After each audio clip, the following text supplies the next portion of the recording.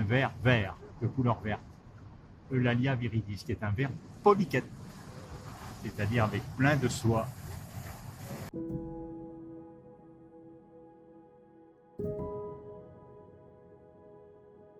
Sur le Fort Boyard, nous y sommes venus en septembre, suite à un inventaire qui avait été fait par un organisme privé, qui avait décelé là une laminaire qui nous inquiétait parce qu'elle est plutôt d'origine vendéenne et surtout bretonne. Elle n'est pas présente là et il y a eu une confusion avec une laminaire annuelle qui n'est pas une laminaire mais qui a un aspect de laminaire, la laminaire dite bulbeuse, Sacchorhiza polyschides. Et on en a profité pour faire un inventaire parce qu'on est dans un milieu extrêmement battu et c'est intéressant de savoir quelles algues peuvent vivre dans ces milieux-là. Là, vous avez un petit porphyra.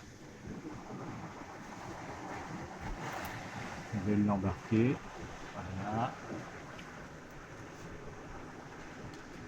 On verra ça à la maison. On a beaucoup d'algues rouges. On a fait un inventaire là actuellement qui se mène à plus de 50 espèces, avec 3 nouvelles espèces pour nos estrans charentais. C'est fort intéressant et c'est un petit peu ce qui nous permet de venir là. Les plus grandes surprises sont dans les parties les plus battues, où on a effectivement des espèces qui se développent et qui s'accrochent sacrément et qui nous étonnent par leur capacité à se fixer. Des patelles notamment, mais aussi des algues, là. Des algues, des gélidiums qui sont bien accrochés au support, et des corallinales, qui sont des petites algues calcaires rouges, magnifiques.